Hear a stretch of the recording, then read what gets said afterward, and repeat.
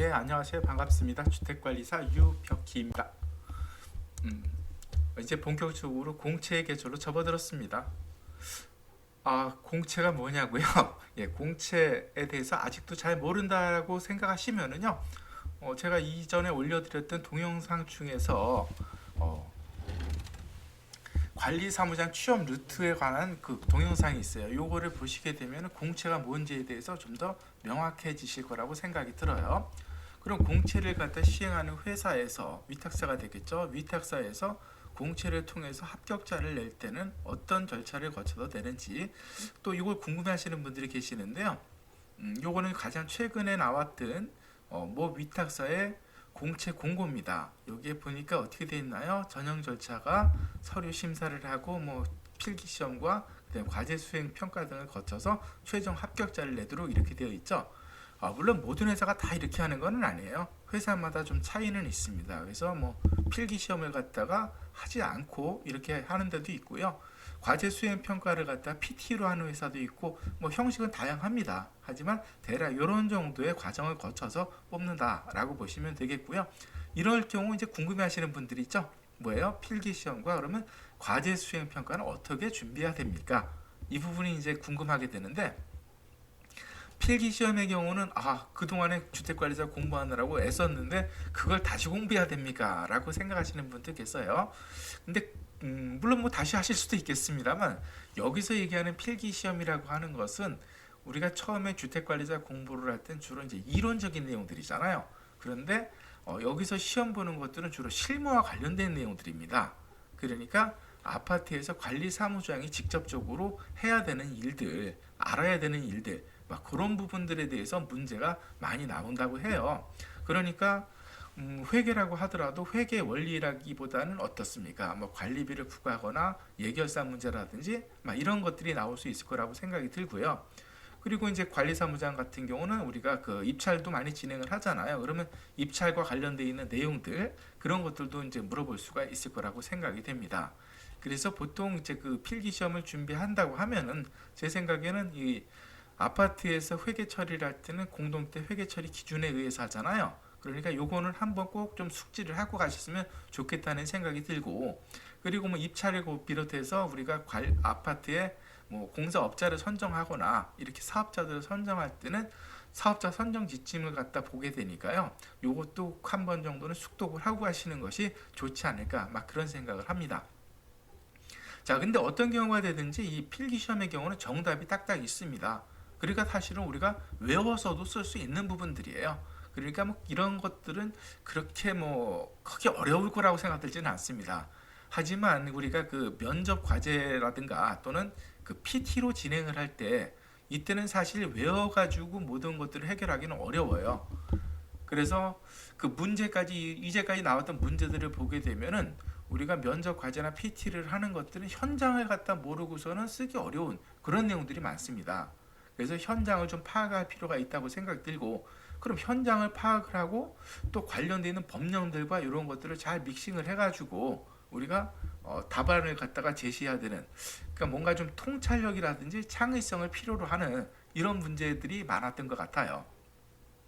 그래서 오늘은 이제 그 나왔던 유형들 중에서 가장 반복적으로 많이 나오고 있는 그런 문제를 좀 보려고 하는데요. 이게 이제 18회와 19회 때 그 나왔던 문제입니다. 그래서 위에 있는 건 이제 18회고 밑에 있는 거 세 문제는 이제 19회 때 나왔던 건데요. 19회 때 과제 2번 같은 경우는 지금 18회 때 나왔던 거와 동일한 문제죠. 그리고 이건 작년 22회 때도 이런 유형의 문제가 또 제출한 회사가 있었어요. 자, 그럼 이런 문제를 갖다 여기 그 예비 소장님들이 접했을 때 과연 어떻게 접근을 하는 것이 좋겠느냐? 사실 오늘은 이 부분을 갖다 좀 말씀을 드리려고 합니다. 자, 첫 번째 이제 관리규약 준칙과 관리규약과의 상관관계를 갖다가 기술하라. 자, 이런 경우라고 하면은 사실 좀 막막하죠. 소장님들 같으면 이걸 어디서부터 풀어가시겠어요? 인터넷 검색부터 하신다고요? 뭐 그것도 좋은 방법입니다. 인터넷 검색을 통해서도 우리가 어떤 답안을 만들어낼 수 있으면 좋겠죠. 그런데 이제 제가 생각하기에는 이런 문제를 갖다 풀려고 하면은 가장 중요한 것은 일단 관리규약 준칙과 관리규약 이것들이 각종 법령에 어떻게 정의하고 있는지 이거를 갖다 알아야 된다는 것이죠. 물론 소장님들은 공부했으니까 이미 다 알고 계십니다.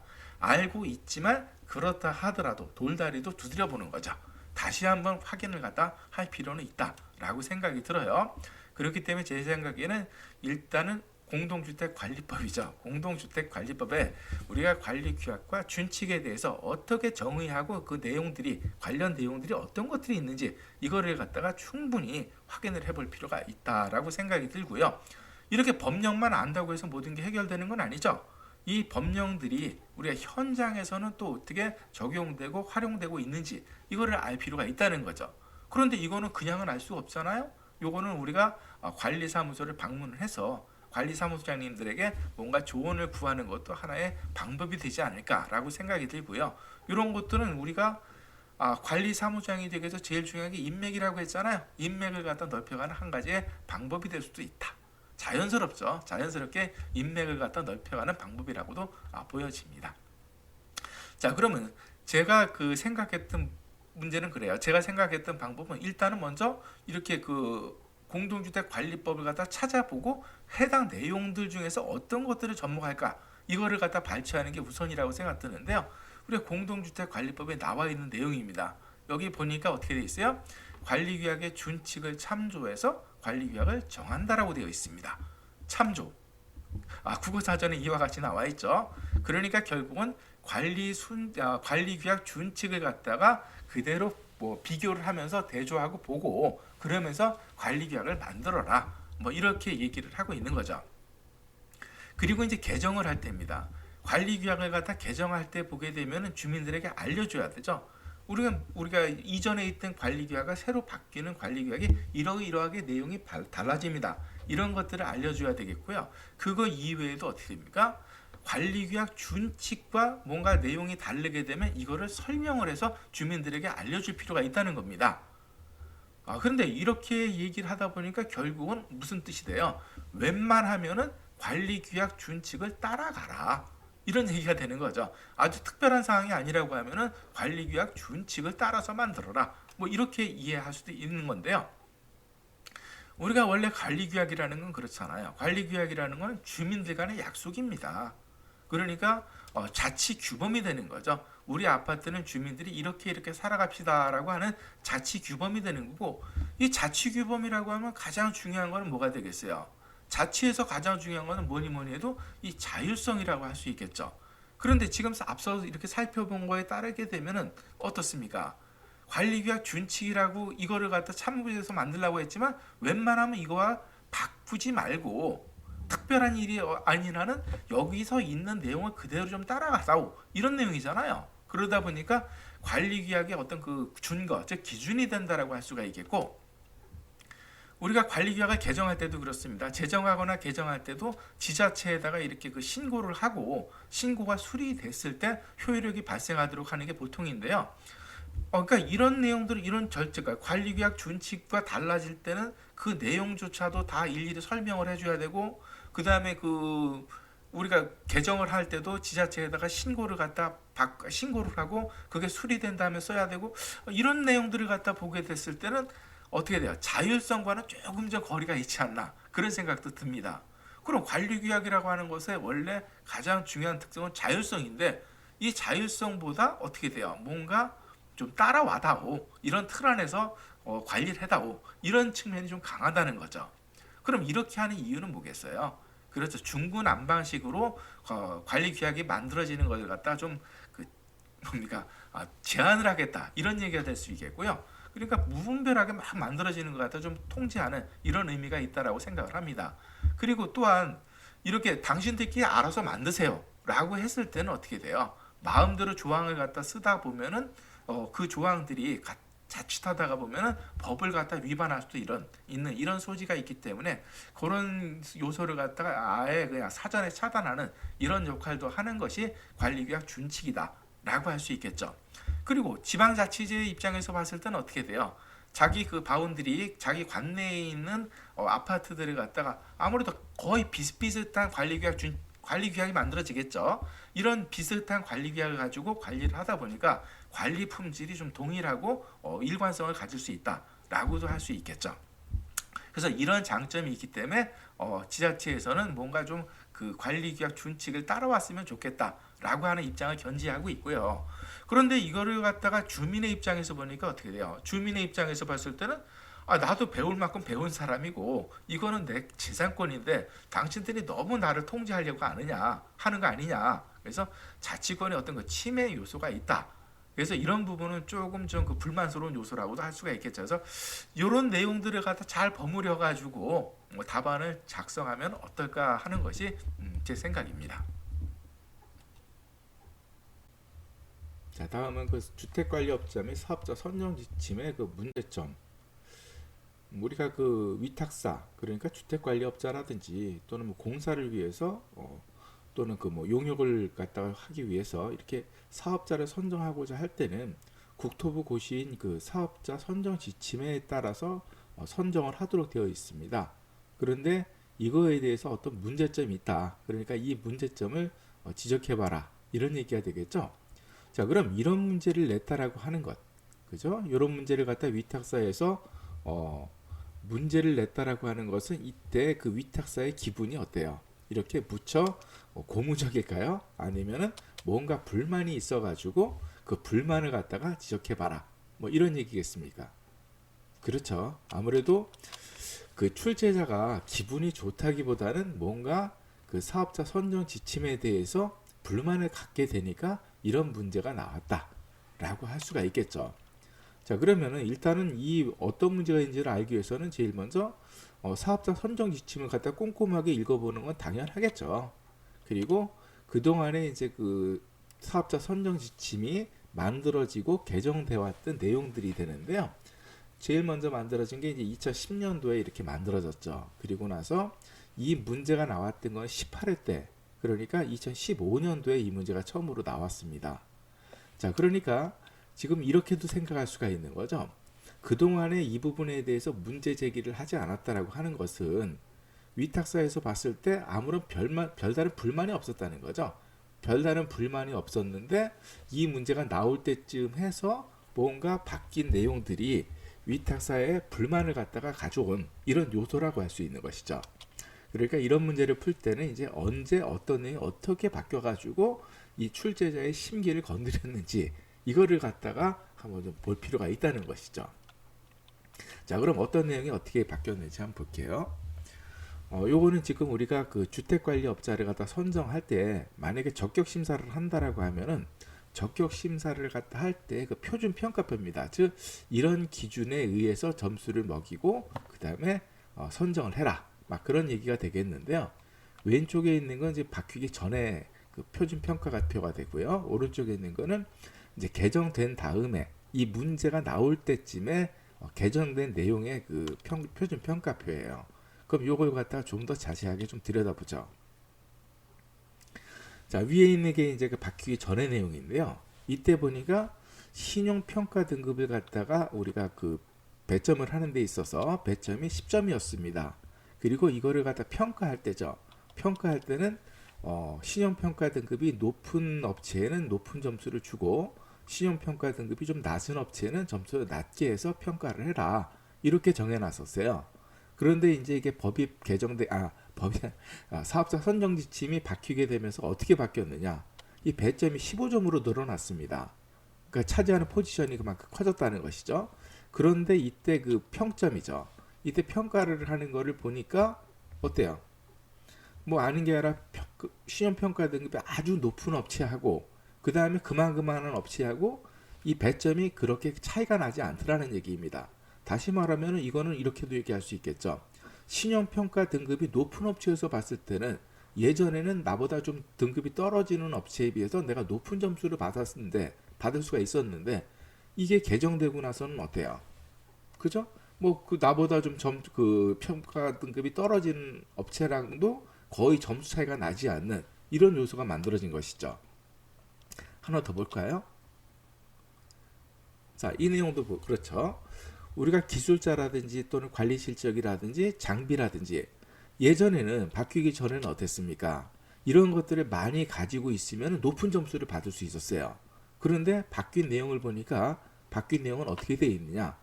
일정한 기준을 갖다가 저 일정한 기준을 갖다가 우리가 충족하게 되면은 이때는 모두 만점으로 한다고 했습니다. 그러니까 예전의 경우는 이렇게 될 수 있겠죠. 예전에는 우리가 기술자를 갖다가 만약에 100명쯤 보유하고 있다. 그리고 이제 한 50명쯤 보유한 업체가 있다라고 하면 50명을 갖다 보유한 업체보다는 높은 점수를 받을 수가 있었죠. 자, 그런데 지금 개정되고 나서는 어때요? 만약에 이때 기준이 50명이라고 하면은 50명 이상 되는 업체들은 어떻게 돼요? 50명만 보유한 업체와 같은 점수를 받을 수밖에 없다는 거죠. 그러니까 내가 기술자를 갖다가 수백 명을 보유하고 있다 하더라도 50명만 보유하고 있는 업체보다 더 높은 점수를 받기는 어려워진 이런 상황이 돼버린 거죠. 관리 실적도 마찬가지입니다. 관리 실적도 바뀌기 전에는 어떻게 되느냐? 바뀌기 전에 50개 단지 이상을 갖다 만점을 한다고 했어요. 그러면 50개 단지를 갖다가 관리하고 있는 위탁사와 10개 단지를 갖다 관리하고 있는 위탁사가 있다고 할 때 예전에는 50개 단지의 경우는 만점을 받고 10개 단지라고 하면 그보다 낮은 점수를 받았죠. 그런데 바뀐 거는 어때요? 10개 단지를 상한으로 했습니다. 그러니까 10개 단지만 있으면은 만점이 되는 거죠. 그러니까 10개 단지를 갖다가 우리가 관리하고 있다고 하면 뭐 100개, 200개 관리를 하고 있는 단지와 똑같은 점수를 갖다 받을 수 있다. 이런 상황이 돼버린 거죠. 자, 그럼 여기서 보더라도 이렇게 지금 살펴본 바에 의하게 되면 어때요? 규모가 큰 업체하고 또 규모가 작은 업체하고 바뀐 내용은 똑같지만 바라보는 시선은 서로 다를 거라는 거죠. 우리가 지금 뭐 규모가 작은 업체죠. 소규모 업체에서 봤을 때는 예전에는 그래요. 예전에는 내가 집어넣는다 하더라도 만약에 내가 지금 10개 단지 정도를 관리하고 있고 직원도 그렇게 많지 않아요. 이런 상태라고 하면은 이전에는 내가 응차를 한다 하더라도 큰 업체한테 밀릴 수밖에 없었다는 거죠. 그러니까 넣는다는 게 큰 의미를 갖지 못했었는데 지금 이렇게 바뀌고 나서는 어떻습니까? 큰 업체하고 나하고 뭐 실제적으로 규모 면에서 그렇게 점수 차이가 불리할 부분이 없다. 그러니까 내가 참여할 수 있는 그 폭이 굉장히 넓어졌다라고도 할 수가 있는 거고요. 그렇다고 하면 작은 업체의 논리로 보게 될 것 같으면 참여를 갖다 할 수 있는 참여 폭을 확대해줘서 고맙고 이것은 우리가 결과적으로 많은 업체들이 우리가 균형 발전을 이룰 수 있다 이렇게 볼 수가 있는 거죠. 뭐 같은 맥락이긴 하겠습니다만 이렇게 들어갈 수 있는 규제를 갖다 완화함으로 해서 자유시장 경제에 부합한다. 이런 정도로 우리가 또 정리가 할 수 있을 것 같아요.